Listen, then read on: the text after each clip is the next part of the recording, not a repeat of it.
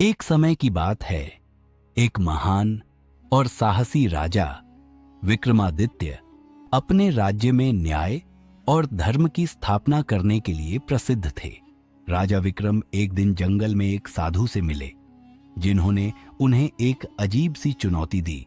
साधु ने कहा कि अगर राजा विक्रम एक विशेष महल तक पहुंचने में सफल हो जाते हैं तो वे एक रहस्यमय खजाने को प्राप्त करेंगे। राजा विक्रम ने बिना किसी डर के इस चुनौती को स्वीकार किया और महल की ओर चल पड़े। जंगल में गहरी रात हो गई और राजा विक्रम ने एक सुनसान महल देखा। वह महल बहुत भव्य और डरावना था।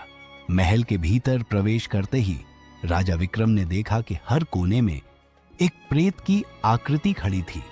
सभी प्रेतों ने राजा विक्रम को चेतावनी दी कि वह इस महल से बाहर निकल जाए, वरना वह उनकी शक्ति से हार जाएंगे।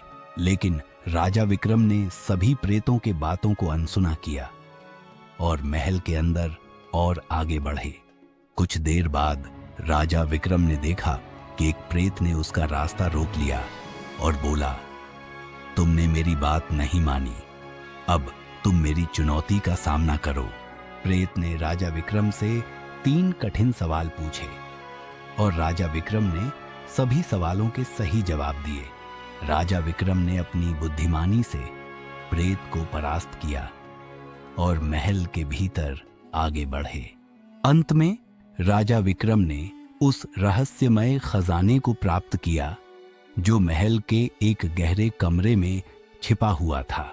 उस खजाने में अनमोल रत्न और सोने की वस्तुएं थीं, लेकिन राजा विक्रम ने किसी लालच के बिना उन्हें अपने राज्य में लौटकर जन कल्याण के लिए उपयोग करने का निर्णय लिया।